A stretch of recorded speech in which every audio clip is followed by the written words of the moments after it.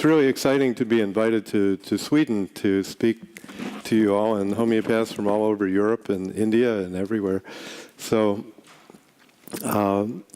in preparing this particular presentation, I decided to think as though I were a Swedish homeopath with some of the limitations that the government places on homeopaths here.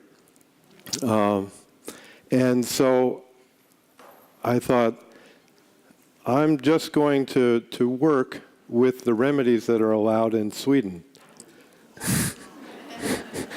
Just so, you know, because if I give you a case of tiger's milk or something, well, that's great, but, you know, it's not going to necessarily benefit you. And so this takes me back really to the very beginning of my practice, which was in the early 80s.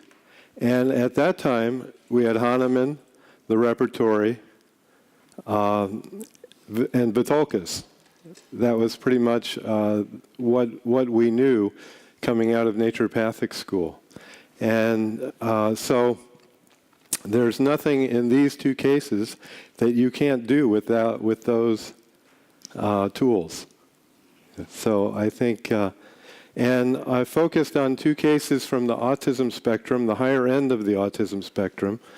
And so one is a case of Asperger, and the other is a case of what they call PDD-NOS, which is pervasive developmental delay, not otherwise specified.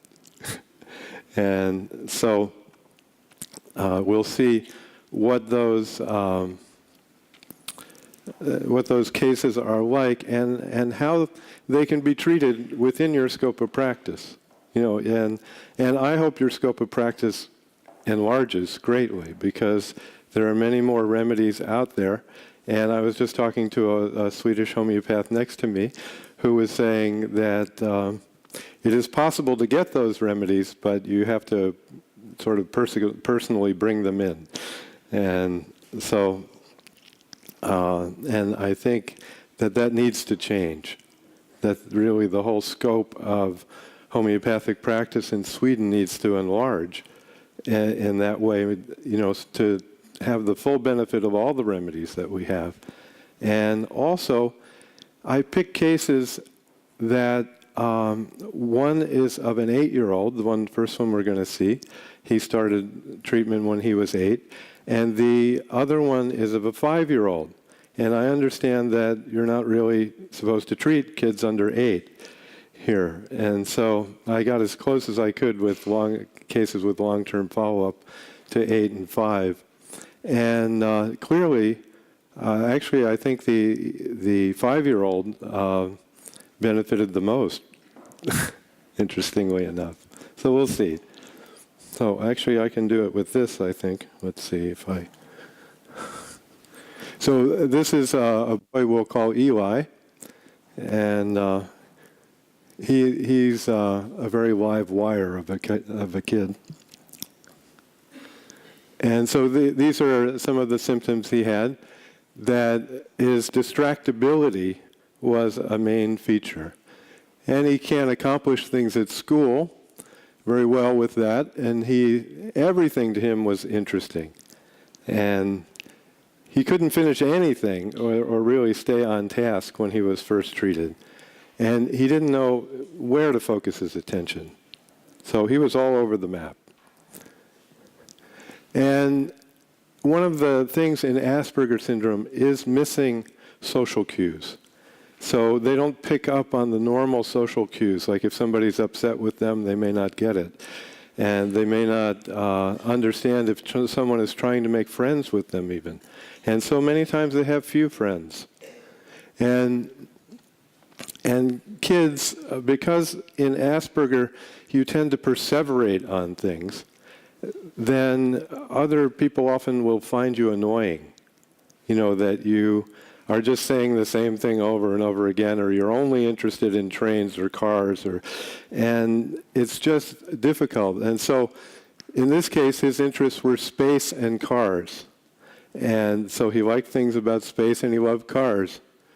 And he had no idea what to do if people were upset with him. You know, and oftentimes people would be upset with him. and he would withdraw.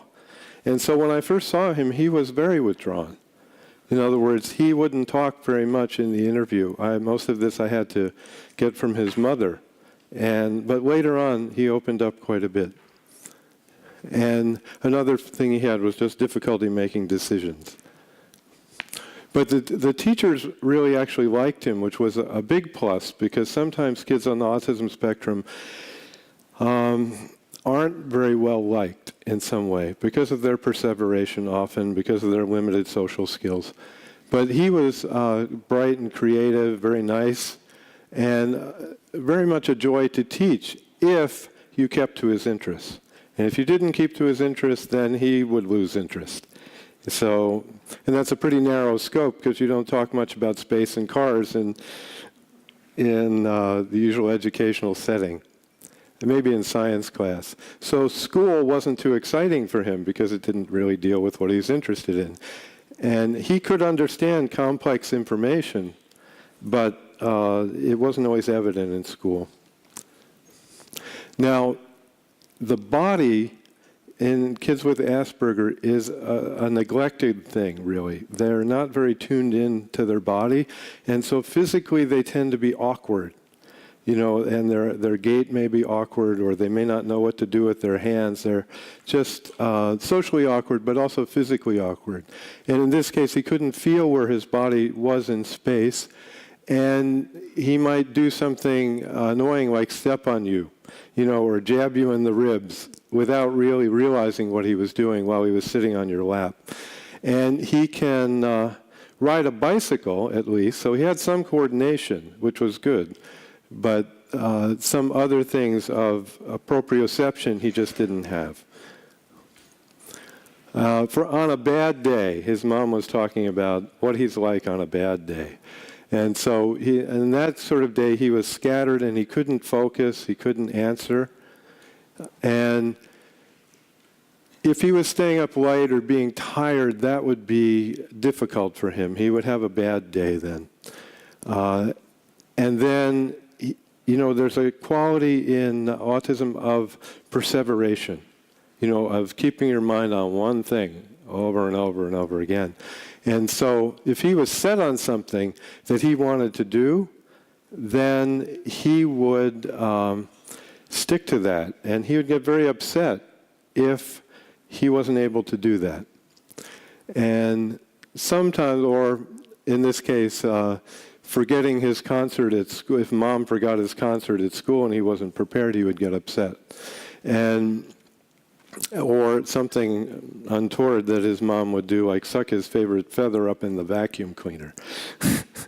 So there's a kind of a limited space of comfort in Asperger, where things are rigid, and if they're outside of the normal parameter that the person sets, which is very narrow, then upset can happen quite a bit, and that can be socially unacceptable in school situations or home situations or social situations. And so what he says when he has the opportunity is, I like things that do work. So that, the things that function in some way. And so he's looking at my computer, which is a Mac computer, and he says, what is that computer you have? So those are things he's interested in, and you'll see this all across the upper end of the autism spectrum. They like how things work. There's a book, at least in English, called How Things Work. This would be a favorite book of this group of kids. And his favorite subject was computer math games. So he was smart. This is not an unintelligent kid. He was very smart. And he liked building with Legos. So he liked practical things that you could do, but not always uncomplicated. For instance, he asked a lot of questions. He wanted to know about everything in the office. He wanted to know about some of the things I was doing. And in asking him what he thought, he says, well, I'm doing rocket science in my brain. So, and I believed he could be. So, and I think it's an interesting thing that I think in the technology field, there are many people with Asperger. You know, because they can focus on one thing, they can have a wide range of knowledge in that one thing. Even homeopaths, we might have some people with Asperger's for that same thing. That, you know, we kind of narrowly focus our attention. Oh, yeah, we just saw a movie called Pawn Sacrifice. Has anybody seen that yet? It was at the Victoria Theater in Sodermalm. And it's a movie about the competition between Bobby Fischer and Boris Spassky and how it was integrated with the Cold War. That it was a symbolic battle between the forces of capitalism and communism. And unfortunately, Bobby Fischer was, he was an Asperger type of kid and an adult. And so he focused on chess in that extreme way, that narrow focus. Everything was chess to him. And he had no social skills whatsoever. And so, but he was incredible. He was a prodigy, you know, a 1 in a million prodigy in chess, maybe in 100 million. We don't know, but he was amazing. But he was not able to keep it together emotionally or socially. And so he had handlers on the American side who were trying to keep him functioning. You know, just trying to keep him from having emotional meltdowns all the time or running out of the chess arena and not showing up for 2 days in the middle of a match. So it was an interesting study. Okay, these are just some things that he liked, his desires. He liked sugar-free sweets. I bet he liked really sweets, you know, but his mother probably only provided sugar-free sweets. And he liked rotisserie chicken with the skin on. So sweets and chicken, I like those things. So, and he says, I don't have an allergy, but I itch here on my skin. Can you take a look at this? So, given what you know about him, does anyone have a suggestion for a remedy you might give? And you can pick from the esoteric remedies, the far-out remedies, or the remedies you can prescribe here in Sweden, but most likely it was a remedy that you could prescribe here. Anybody have any idea so far?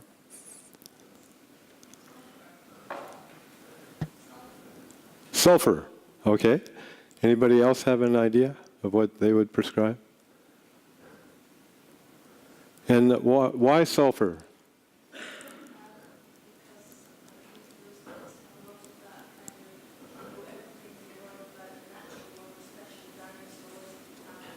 Okay. Unfortunately, I'm not able to hear you. So, if you could stand up and say it louder, that would be great.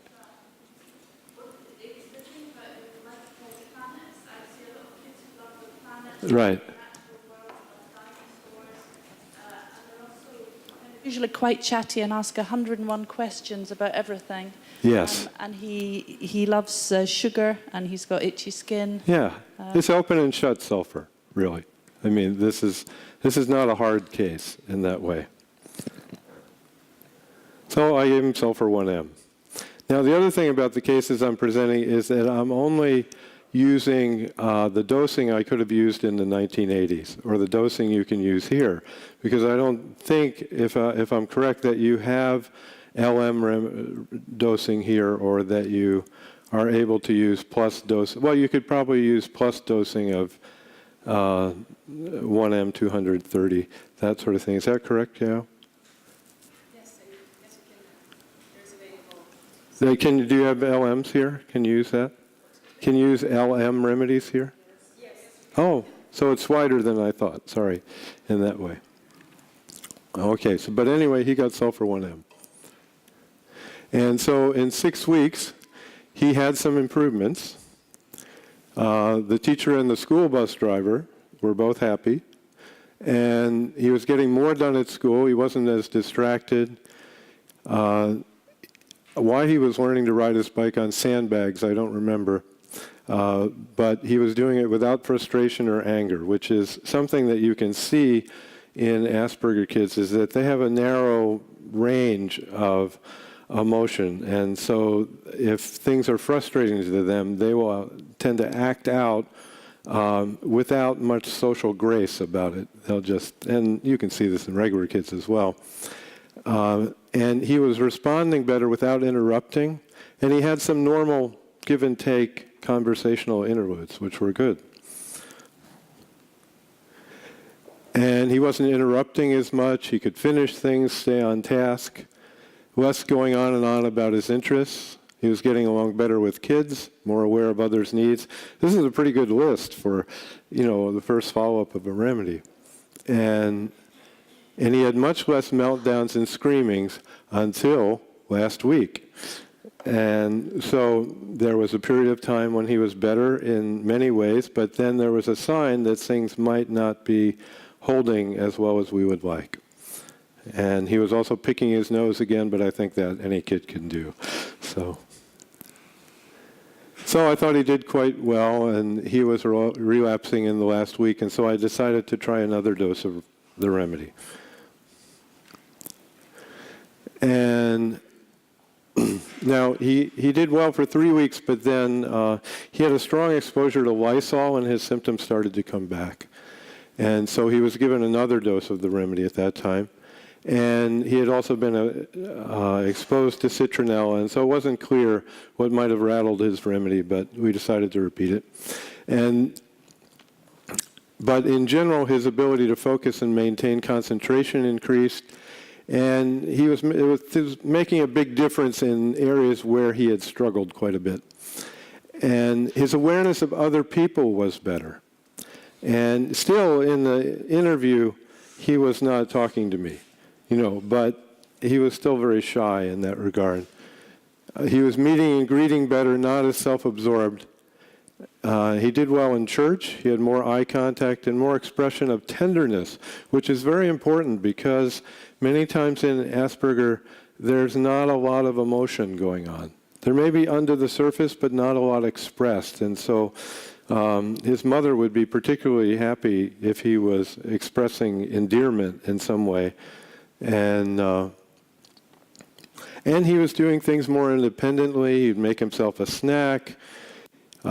He tried rock climbing and did well, and followed the instructions, and he was not as clumsy. He was more agile and sure on his feet. So those are all good signs of the remedy working.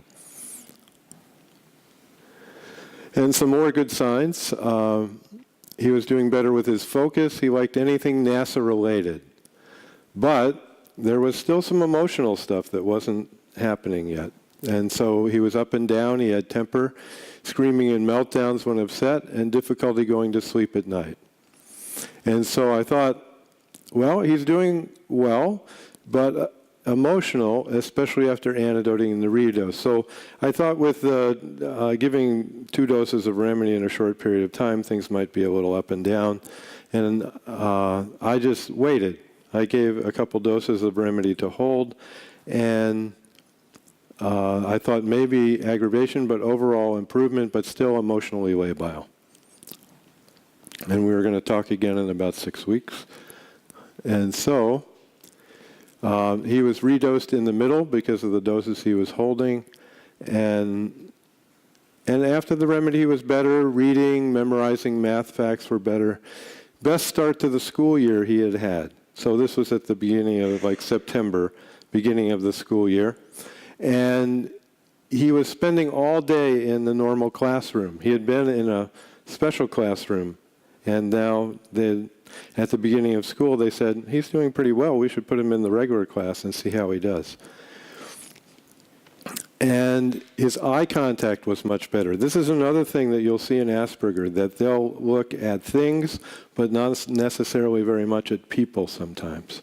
Or they'll maybe fix their gaze, but it won't be the normal roving of the eyes as in a social situation. And he helped his little brother to go up up the stairs who wasn't able to do it so well. And he was more thoughtful of others. And that's a really good sign in the autism spectrum when you see that the person is relating better to other people. You know, that they actually are caring about other people and not just about their special interests, but they're really caring about others. And but he still has occasional bad days with outbursts and yelling. And, you know, he says, I think like a computer. And I think that was really pretty true. You know, he thought like a computer. Sometimes I have a question in my brain and I go over here and forget what I was thinking. He says, the only thing I don't understand a lot is subtraction. So he just, there are still a few gaps in his learning. And this is something, it was interesting. This happened during presenting the slide and I could not get it to go back. And so I just figured we were on tilt, you know. And so here we are. And a month ago, this was 3 months later, a month ago he had sulphur 10M. I raised the potency. And he had a good response to that, not so much crying or blaming. And if he did have a meltdown, he would put his hands in his mouth. And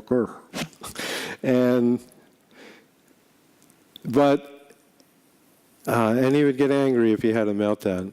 He was yelling, but at least he was expressing himself. Before he was somewhat withdrawn. You know, he was not social, not in contact very much. And this, at least he could express what he was feeling now and could recover if he got an upset more quickly. So his mom says, compared to the summer, the meltdowns are down by at least half. So I thought, that's significant. Okay, he's still having meltdowns, but they're reduced 50%. And in many of these cases, if you reduce the meltdowns 50%, life becomes a lot better for the child and the parents. And it's a good thing. So they say, she says, meltdowns are rare now, like throwing himself on the ground and dissolving into a pile. I don't know if that comes through in English. Dissolving into a pile is like, is just where, you know, you're crying and crying and crying and you can't get out of it, that kind of thing. So he's doing less of that. And now he just maybe yells instead, that's all. And he's doing better relating to others. He wants to invite kids over to play. This is very significant because many times kids with Asperger are very isolated and it's very hard for them to make friends. And so to see him starting to invite kids over to play is very good. It's very useful. And he's starting to reach out and take initiative to build a friendship. That's amazing for Asperger, if you've treated this end of the spectrum. And he went to a friend's house of a boy with similar issues, somebody else with Asperger, and the other mother noticed a big difference. So we get a little independent confirmation that he's doing better because he used to go over there and probably act out or be perseverative. And he could handle being at a Christmas party with 100 people. Now this is a big thing because people with Asperger are not socially adept usually. There are exceptions to this, and he's becoming one of those exceptions, which is great.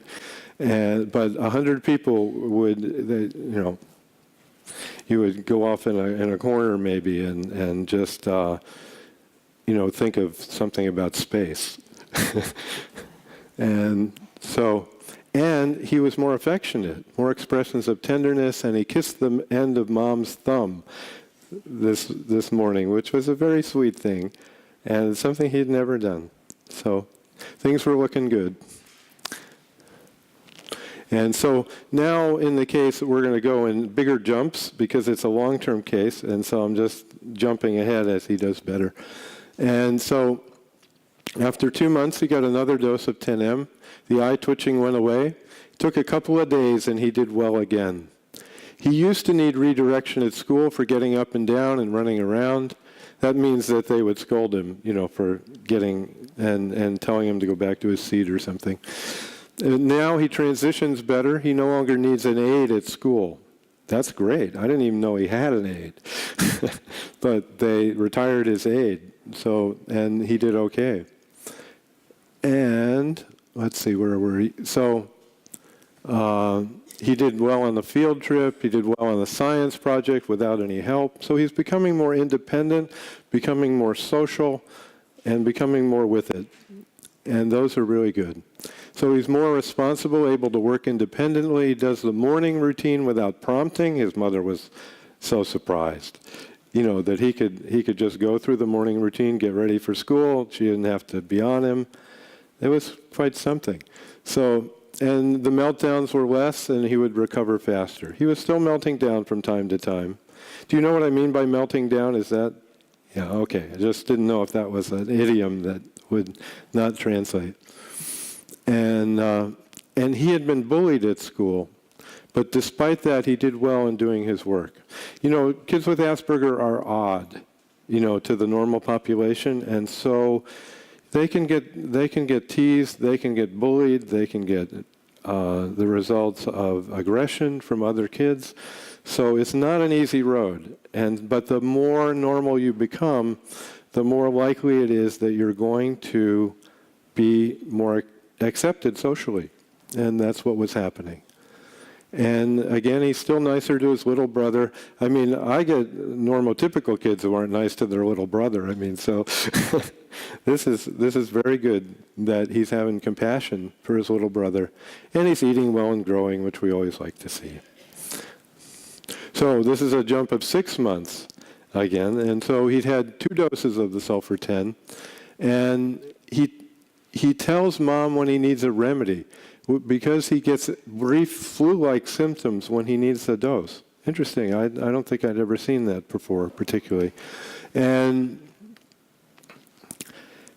so we were over the summer, this period of time, and he had a rough patch in the summer, had a tic and meltdowns, and needed his security blanket. So he relapsed a bit in the summer.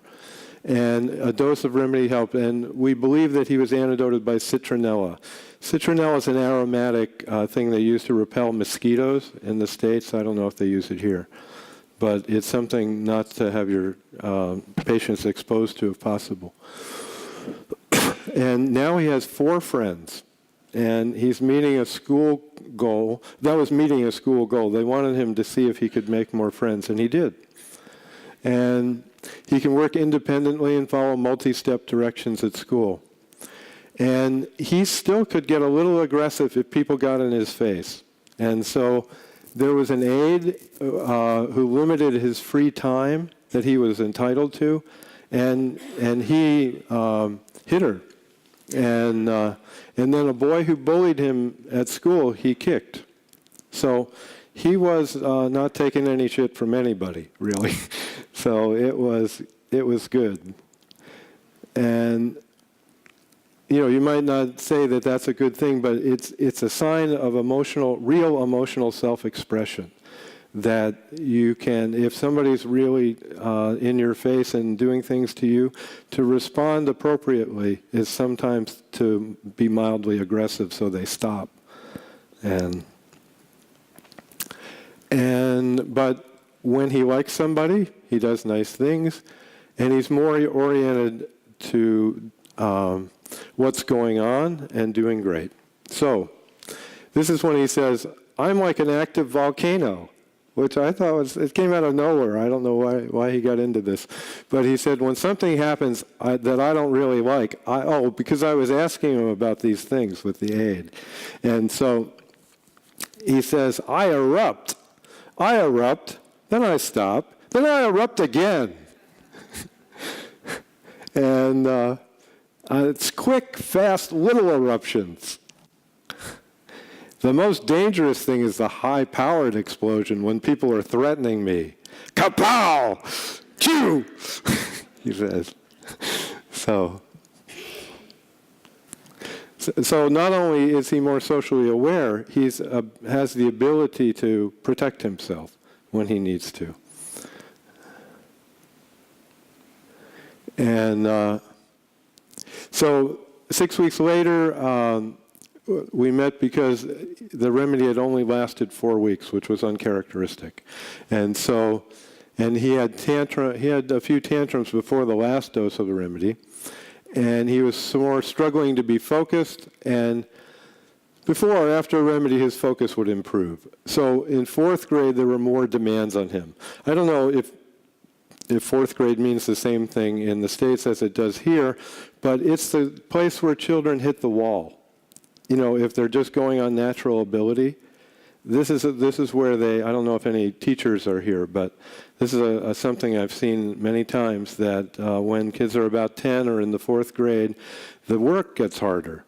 And if they've been cruising, then they may start acting out because they can't do it anymore as well. They just can't do it on their natural talent. And so, but after the last remedy, he exploded less. He can problem solve his own strategies with some prompting. And he says, today was a good day at school, but I'm having a huge problem paying attention. Things are distracting me when I do my work. So I changed the potency, and I went up to 50M.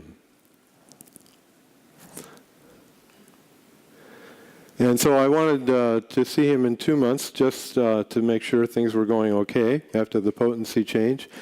And he participated he was in Scouts, Boy Scouts, and he participated in a Scout event and did well.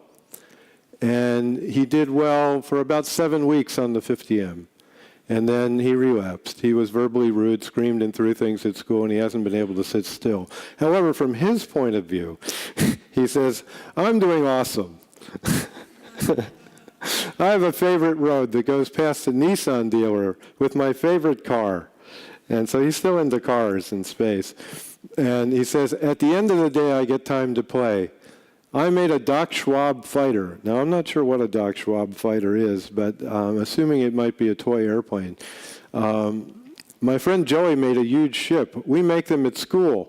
At the fair, they have the Wildcat, which must be some kind of wild ride. And there were tons of drops. It's like a roller coaster, you know, tons of drops. And there are separate cars, like a small fair for cars at the fair. And the drops make you feel like you stand up and lean forward. So he was excited about the things that he'd experienced. And so I thought that he had relapsed, but he was highly verbal in comparison to other visits, that his verbal abilities had increased. And he wasn't as shy, in a sense, of expressing himself as he'd been.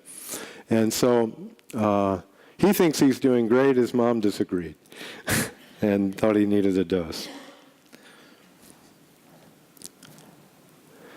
And so, interestingly enough, the remedy only lasted 4 weeks. So I thought, And he had tantrums before the last dose. So he's struggling to be focused at that time. He exploded less after the last remedy. He could problem solve his own strategies without prompting. Today was a good day at school, but I'm having a huge problem paying attention. Things are distracting me when I do my work. So I decided he needed another dose. And we'll see what happened. This, you know, is in a long-term case, you can't do every visit. If you do every visit. So I just did visits that were interesting, you know, and then filled in the gaps in between as to what had happened. So this is the first time that when he needs a dose, he actually asks for a dose. So he was aware of the effect of the remedy. And when he took the dose, after we talked the last time, he was grabbing his feet behind him for 1 day, and it was a return of old symptoms. It was something he had done when much younger. And he's been doing really well at school. His eye contact and social interaction have been improving. He had a great conversation with his grandmother, very normal, a give and take on-topic conversation. So that was good. And not as much back pain. I had never heard of the back pain when he needed a remedy before, but he gets more emotional. Doing a lot better at getting up and working on his homework. When the house is quiet, nothing to distract him. He was catching up on the 3rd grade stuff. Somewhere in this time period, he went to homeschooling. The mom decided to homeschool him. And so he's finished the 3rd grade, and he's working on the 4th grade. In one calendar year, he'll do the work of 3 grades. and he's retaining the info well. Let's hope we're in the right direction here. And this is what he says at that time. I'm doing great. I've been reading. I've got math down, really down. I'm working on verbs. I tend to express my feelings out loud, and if I remember things, I get them right. So that's, and so the case went on from there, but that was enough. I mean, to present this much of the case. He's still doing well. He's more and more articulate and doing well in school. So now he's probably 3 years into. He's probably 5 years into treatment, maybe, from this. So he's about 11 now, I think. Excuse me. Yeah, I'm going to take some questions. No, I'll take questions about this one, or otherwise people will forget. Let me get you the microphone so we all hear you very well. I just want to ask now, when you have been treating him several years, how often does he need to come, and does he ever need a change of dose? He comes about every 3 months now. Okay, and does he ever need a change of dose? Oh, sure. Yeah, he does. From time to time. I forget the last thing he was on in dose-wise, but most of the time he just needs another dose. Another 50 am? Yeah. Okay. Yeah, I haven't, you'll see in the next case that at a certain point I went back to, in the next case I went back to 200C, after CM, and did that twice. So you can do that. It's just it wasn't needed here. He still responds to the 50M. So that's, yes. Did you have a question? Oh, it's coming. I see. Okay. Yeah. I'm curious about the story of the boy. The causative story, genetical, or is there history about how did he become an Asperger? Because it's always a story. So it's the story behind the story behind how he became Asperger's. Yeah. I think there was no incident, as far as I know. In other words, I don't think he had birth trauma or anything that showed up. So it was, and I don't think it's necessarily that. I mean, people can have Asperger, spontaneously without any obvious vaccination incident or birth trauma or anything. So I think that it's that Asperger is likely partly genetic and partly, although he has a brother who doesn't have Asperger. So no, I don't have that history exactly of what made him Asperger. Anybody else have a question? I have a question. Yeah. How do you think around with the change of potency? I can find that very tricky many times as a homeopath. When to move up or when to stay on the 200C or continue up to the 1M or 10M? So, basically, as you see, if it's working, I leave it. And if it's not, if it stops working or starts relapsing rather quickly, then I'll move up in potency. That's my basic. But you have the repetition of the same potency, or then you can also go up? Well, generally, I'll repeat the same potency as long as it's working satisfactorily. If there's clear improvement after giving the dose, it has legs, it lasts.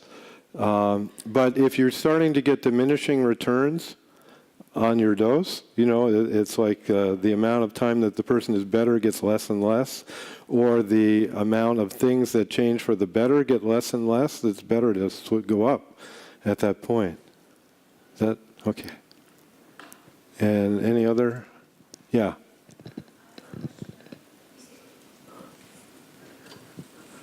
How are we doing for time? Hey, I'm from Finland, and I'm asking, is not allowed to use nosodes in Sweden? We are 18 from Finland, so we are allowed to use nosodes. You are allowed? Yes. Oh, well, that's good. Animal remedies, so we are interested in those two Well, I haven't presented any nosode cases, but, actually, the next case has nosodes in it. So one nosode, yeah. So let's go on to that. Okay, so this is the case that started when he was 5 years old. And this is a boy named Tom. And he's got PDD-NOS. Now, this was a diagnosis given to him by a psychiatrist sometime in his development. And he's not so far from Asperger as well, but he had a rougher start in life than I would say the last child had. Okay, so here's some of his early history that he had. The mother had Clomid, I believe, in intrauterine insemination, a 31-hour labor. There was a C-section. He had delayed development as a baby, difficult breastfeeding, speech development very slow. He was only putting 2-word phrases together at age 2.5. So not very good on the developmental spectrum. And very late to sit up. He didn't sit up until 11 months. Crawled at 13 months, walked at 19 months. So some delay there. Needed speech therapy for sentences, proper words, and pronouns. And so that's where he got the diagnosis of PDD. And in his family, he's the only one of 4 children with special needs. But his mother didn't do any vaccinations after this child. He was the first child. And so maybe that had something to do with it. His medical issues, he had pneumonia when he was 2.5 with pleural effusion. Chest tube had to be inserted. He had chronic diarrhea. Torticollis with flat head syndrome. Plagiocephaly, if you've ever heard of that. I hadn't. Candida with an itchy red anus. And so the features that were autistic-like, now he did have immunizations with thimerosal. So we could point a finger in that direction perhaps. And he had typical autism characteristics that weren't, say, in the last case of Asperger here, where he was spinning in circles and hand flapping, and that was fairly persistent through his case, even when he became cognizant that it wasn't socially acceptable. He liked the parts of cars, and he needed a special ed classroom with occupational therapy, physical therapy, and applied behavior analysis, which is a common therapy in the U.S., maybe in Europe too, I would imagine, which is like operant conditioning for autistic kids. And so he was a very nice child. Just a very sweetheart of a child. He had a big smile, a good sense of humor. He did like to be first, in line. And he was frustrated, but he never hits, he never pushed, never bit anybody. And he used to bang his head in the beginning. And he was very verbal. Now, this was his strength, that he was verbal, because some kids who had this history, they don't speak, they speak a few words, they babble, he at least could speak. He was close to his grandparents, and he was a people person. He liked friends. And he was affectionate in the last 2 years. He liked hugs and kisses. Very sensitive child. He was concerned if his parents were mad at him. He had a nearly photographic memory, so this was helpful in school for him. And he was wonderful with numbers and letters, very generous. He loved people. He said, "I love with my whole heart." Very sweet boy. He looked forward to being with friends. He wanted to send a card to his friends. He was thoughtful. I mean, this is a nice kid. He wasn't always socially appropriate with other kids, and he missed social cues. And he had fears of the dark and the parents leaving him. His things he was interested, he had the autism train thing. He loved trains. And is that common here too, that children love trains? I think, yeah.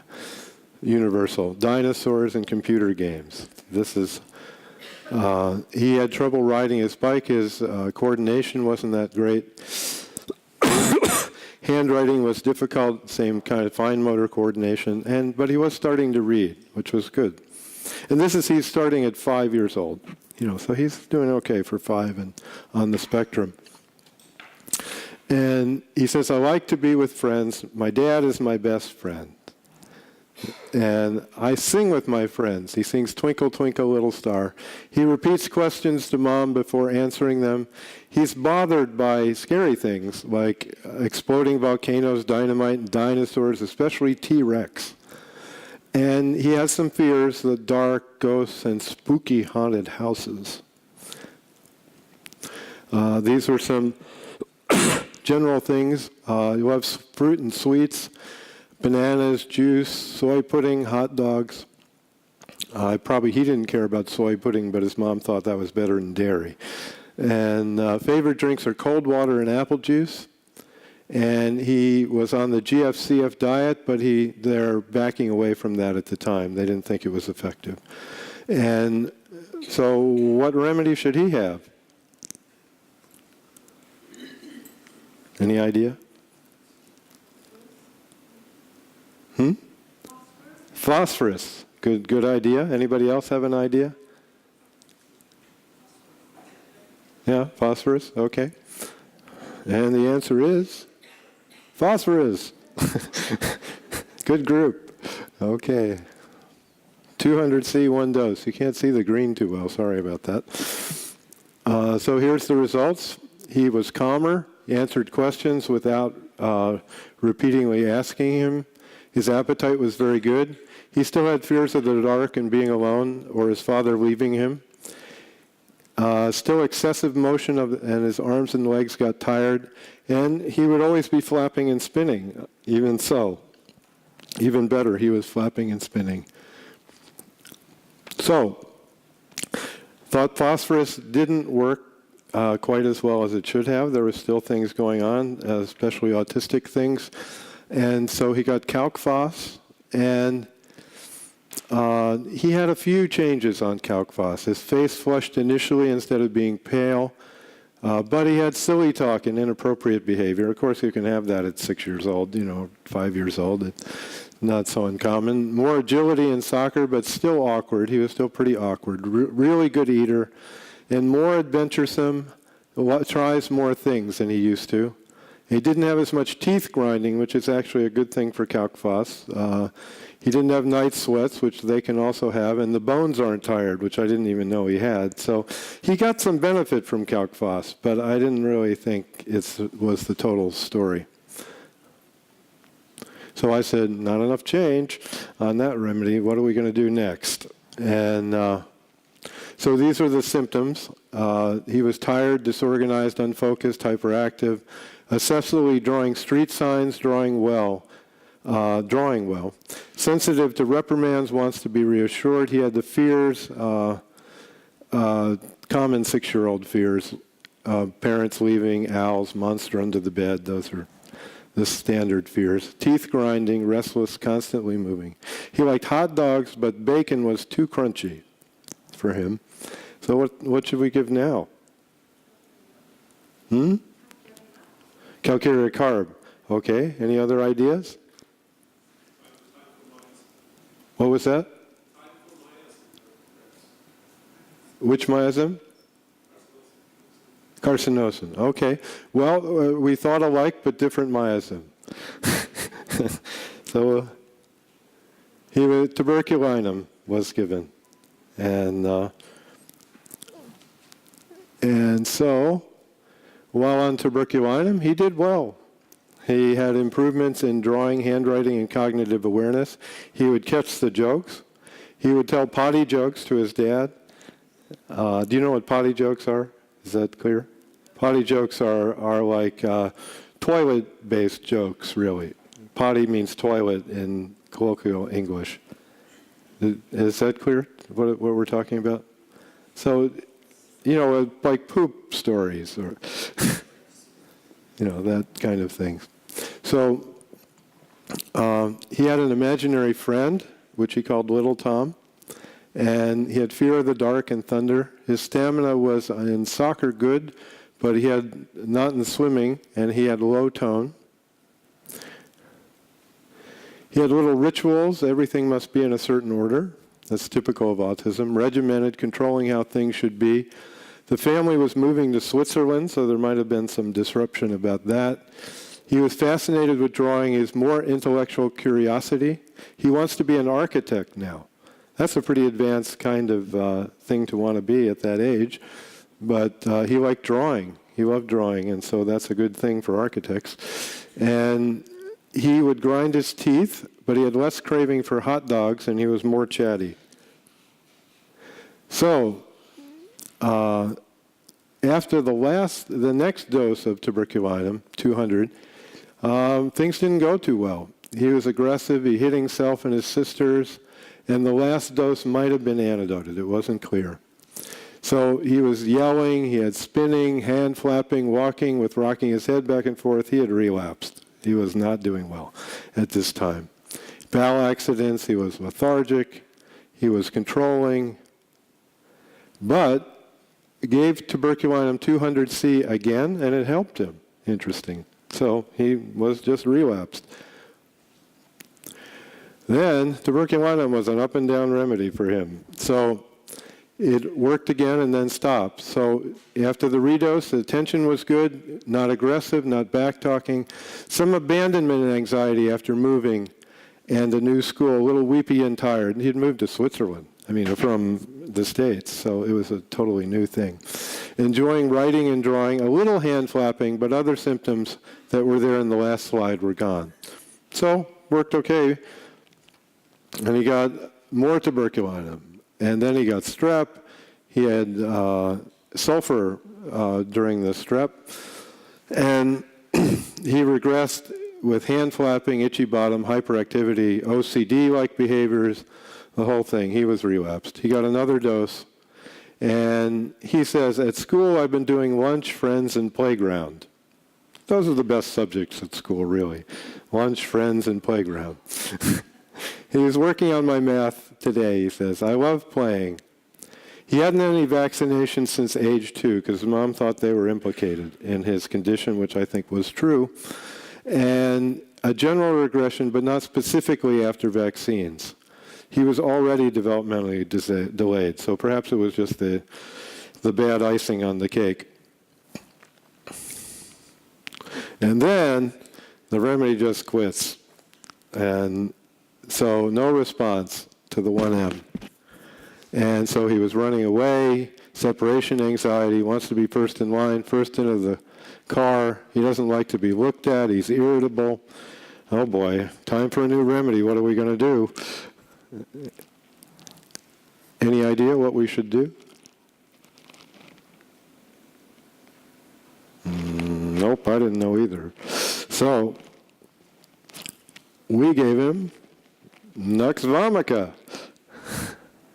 Now,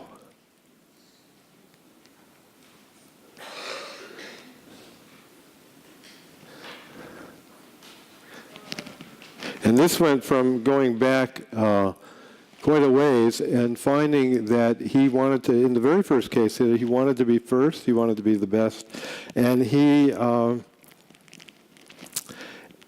so he got Nux vomica, and he actually did well. Amazing. So he did well for 6 weeks.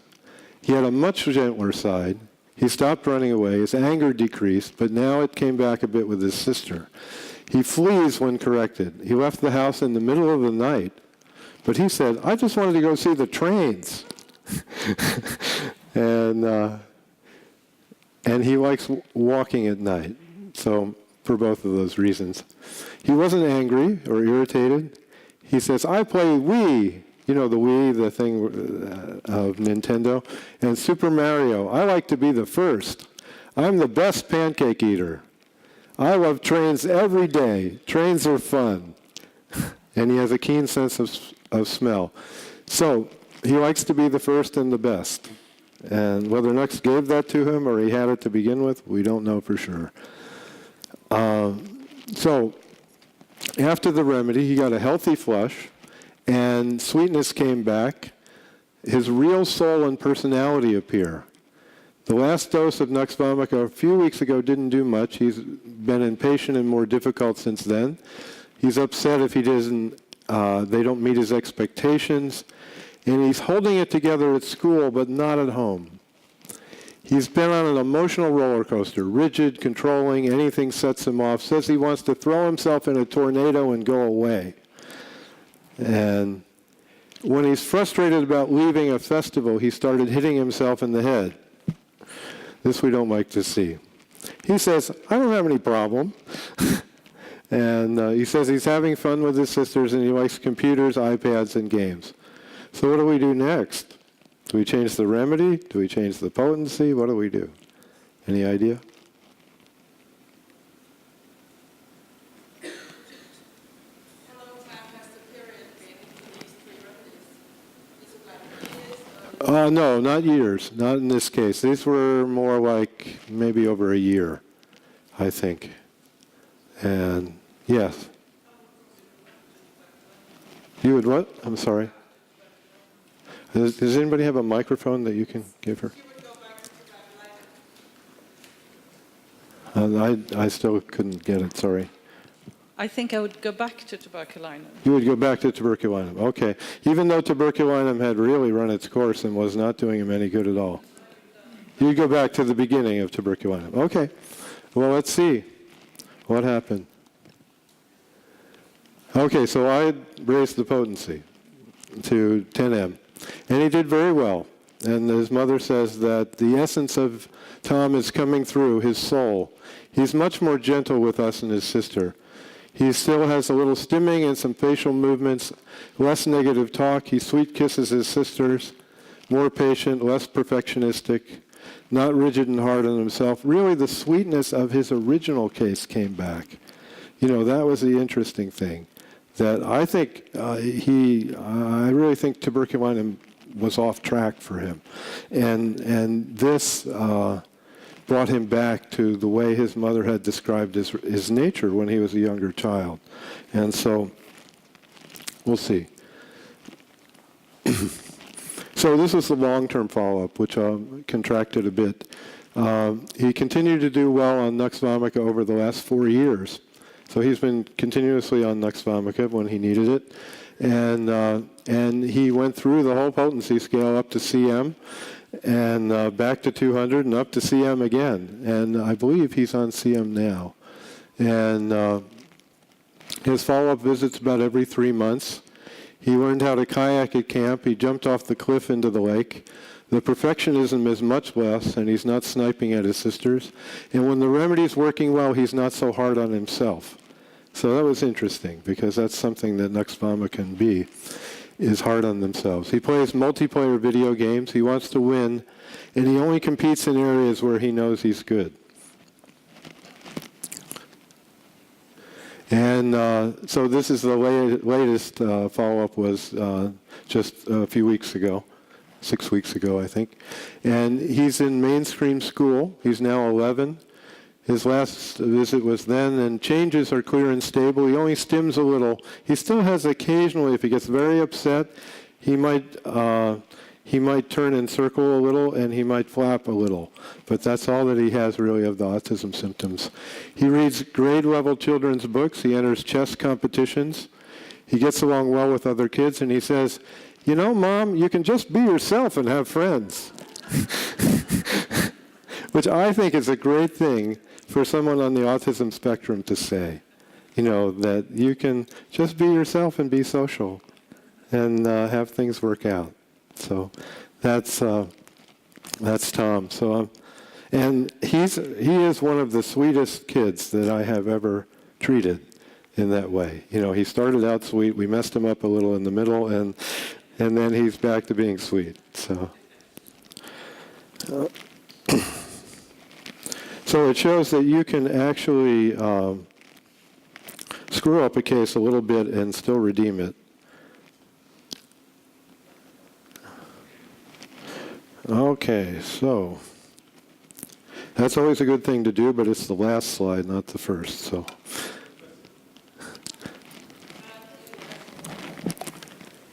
Yeah, I know. I'm going to go there. Oh. There we go. Oh, we had a question. You had a question. Yeah. Someone back there had a question. Okay. Yeah. Huh?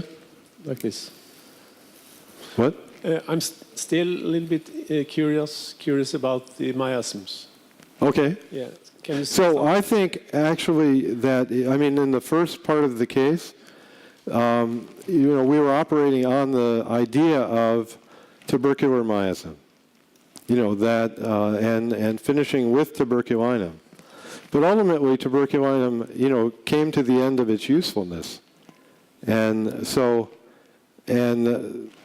there wasn't an obvious tubercular remedy to keep on with, as far as I was concerned. But I have a question about the family information about in miasms. Okay. But for me, often we have to interact with an nosode in these cases. Right. So it would, because I still see a lot of carcinosin. You saw a lot of carcinosin in the case. I think I still see that.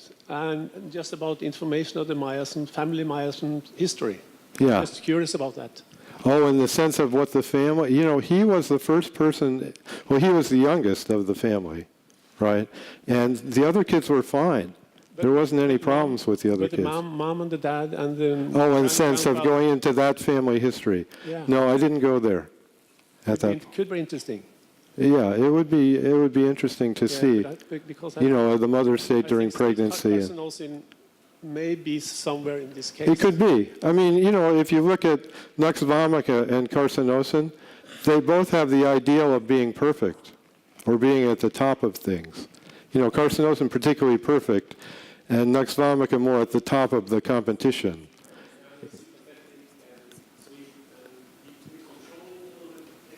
Could you give him the mic back, whoever had the...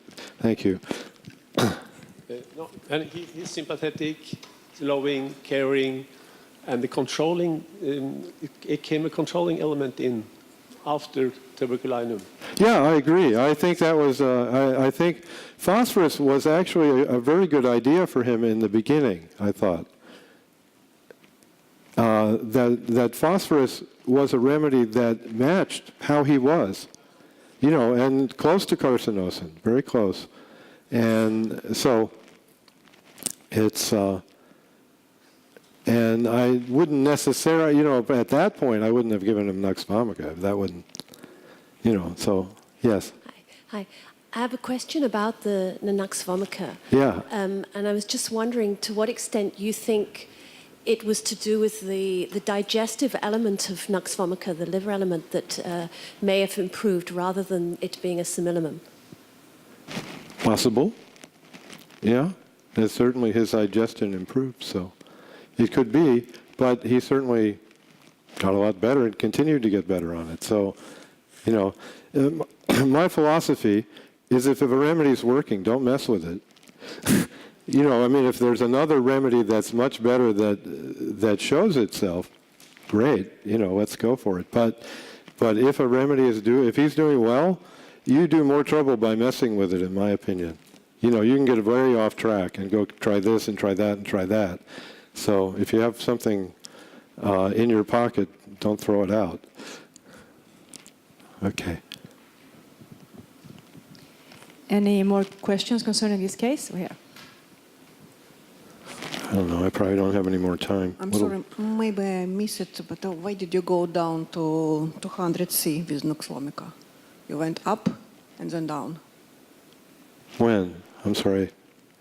Say again? You were given nux vomica, started from 200C, then up, and then down to 200C. So what was the reason to go down in potency?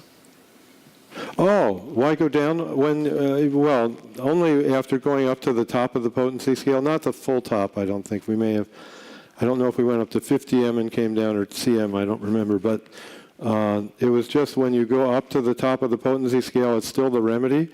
And what are you going to do? So what's your option there? You could change the remedy, but changing the remedy is often the bad idea. at that time. So I've learned that the best thing is go back to 200 or even 30 and work your way back. If you get a response then that's clear and good, stay with that and only change it if that runs out of gas and then you need to go up again. And so in this case, he went up, it went to the top, it stopped working, went down to the bottom, started working, worked all the way through, went up, stopped working, went down, started working. So if you have that situation, that's a protocol that you can use. Because oftentimes, if you change the remedy at that point, you lose the case. You say, "Oh, I'm at the top of the potency scale. What am I going to do?" So this this only really happens in very long-term cases. That we're watching them for years. That you have to go through this. This was over 5-6 years that you might have to do this, but not generally in most cases do you have to do this. I thought it was just an interesting feature of this particular case. So do we have time for a few tips? Yeah? Okay.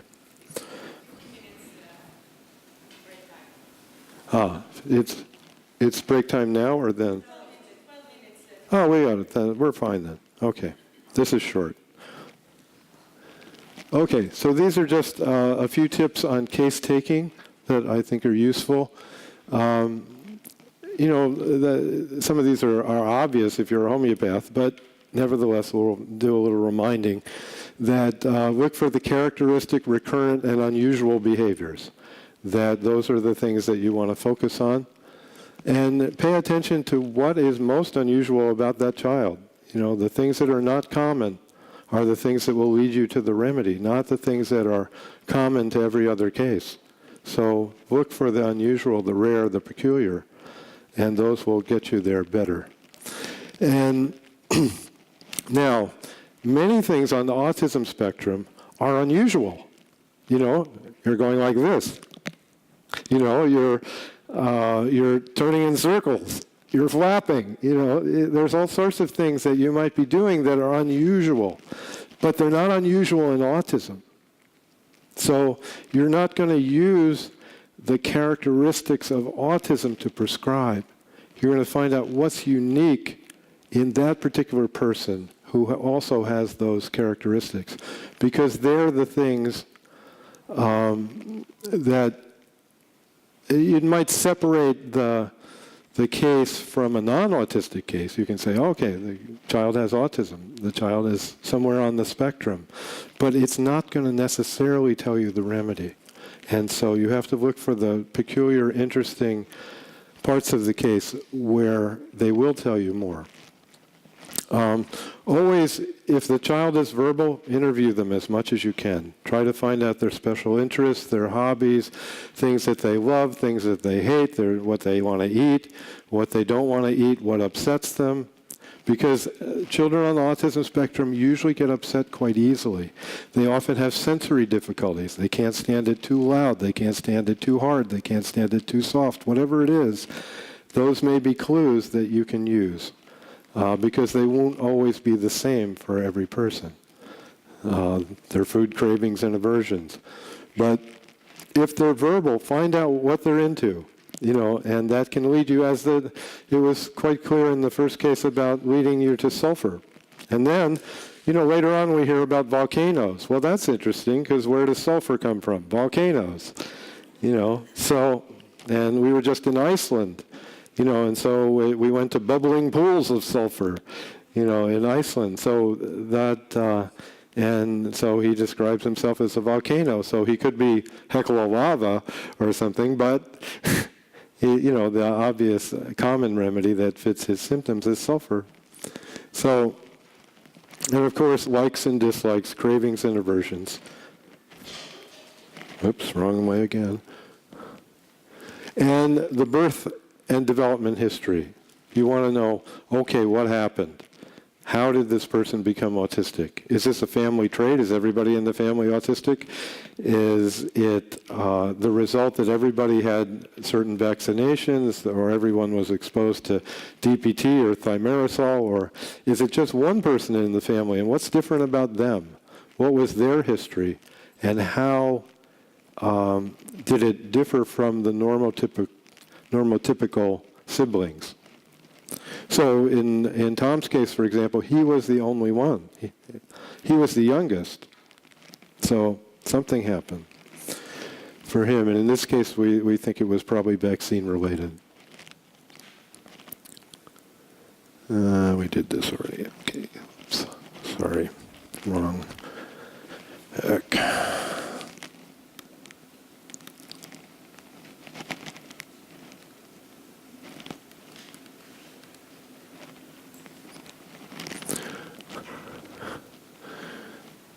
Okay, so not everybody with developmental delay is autistic. So that's one thing to remember, that you can have things where your normal milestones are not happening, but you don't have the characteristic autistic behaviors as well. So severely impacted children, they may be nonverbal. They have significant health problems. They have self-stimulating behaviors in both ASD and developmental delay. But the prognosis is worse in these cases, though improvement is possible with sufficient time and treatment. Asperger syndrome patients may be intelligent, even savants. I had one child who had a disorder called semantic pragmatic disorder. And he could do cube roots in his head. And it was quite amazing. He did a cube root of a 7-digit or a 3-digit number. And it was awesome. But he was also flapping and stimming and doing many autistic behaviors at the time. But that... So sometimes they can have special abilities to focus that ordinary people don't have. And those can be very useful, and that's why you often will find them in tech jobs, where they can focus on one particular thing and do it very, very well. And so limited social skills, this is why you often may find them in cubicles. Where it's not necessary to interact much with people. It's just necessary to interact with your computer or a limited scope of things to do. And their interests may be limited to very few things, but they're passionately interested about those things. Those are the things that they live and breathe for. It might be trains, it might be cars, it might be airplanes. And they will tend to know, especially in Asperger, they may tend to know everything about those things. They know more than the encyclopedia knows about those things, or anybody who ever lived knows about those things. As Bobby Fischer, who looked like he had Asperger in the movie, Tobey Maguire did a great job of impersonating him, and he just had one thing. It was chess. And he was better at chess than anybody. And that's so. If the child's having biomedical treatment, now it's very common, I don't know if it's common here, but it's very common that I get cases that have had biomedical treatment and it just hadn't worked for them. Many biomedical treatment works for a lot of kids, but it doesn't work for everybody. And so I may get them in conjunction with the biomedical treatment. And then you have to decide what of the 80 supplements do you limit. They come with an incredible list of things, and it seems to keep growing rather than stopping things that aren't working. They just keep getting more and more and more things to take, which I have no idea how they're able to take all those things. But you can get incredible lists. And so I try to limit supplementation to what's essential, in my opinion. And that may get me in trouble with the Dan doctors sometimes, but we work it out. But I try to just keep what isn't going to interfere with remedies, in my opinion. And so I often will use LM or plus dosing. Now, LM dosing, is everybody aware what LM is? Yeah, okay. And plus, everybody know what that is? Anybody need to know? Yeah, okay. So those are things that I use to treat through other things that people are using, so that you have a decent chance of seeing the action of your remedy, and that the frequency depends on the patient, really. Okay. Okay, she wants me to mention the books.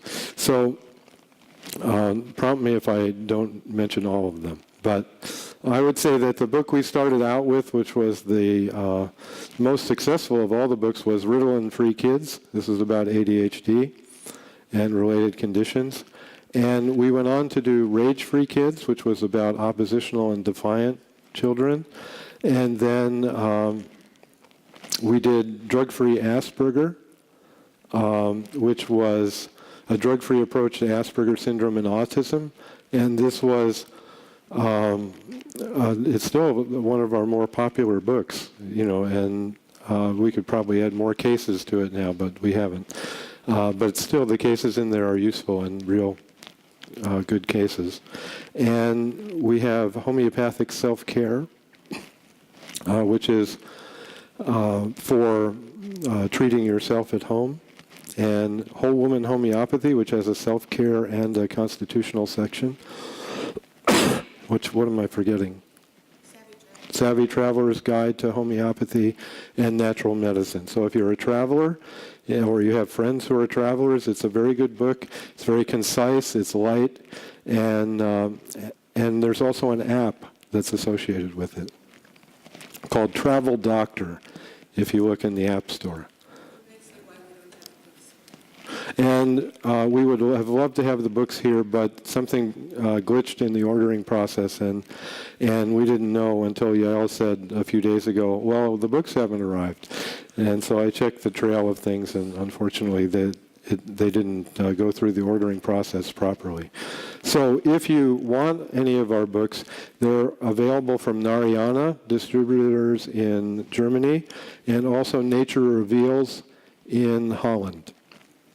And there may be places in England that have them too. So, and is that time? We have time for one question. Thank you very much. Sure. Any other question?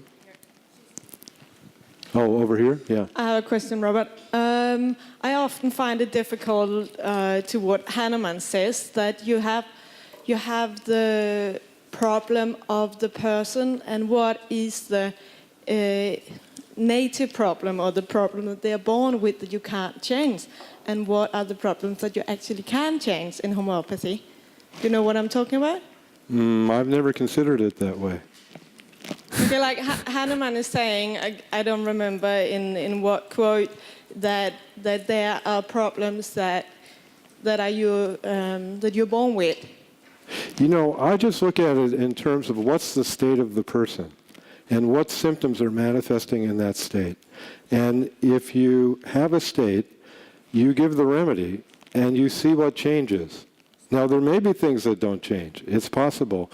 And those may be part of a different state. Could be a hereditary state, could be a birth trauma state. You know, maybe you may have to dig those things out and treat them when they show themselves. You know, and there may be some people who are impaired in certain ways that will never get better. It is possible. Thank you, Robert, for a very, very interesting presentation. Okay, thank you all. I appreciate it. Robert will be...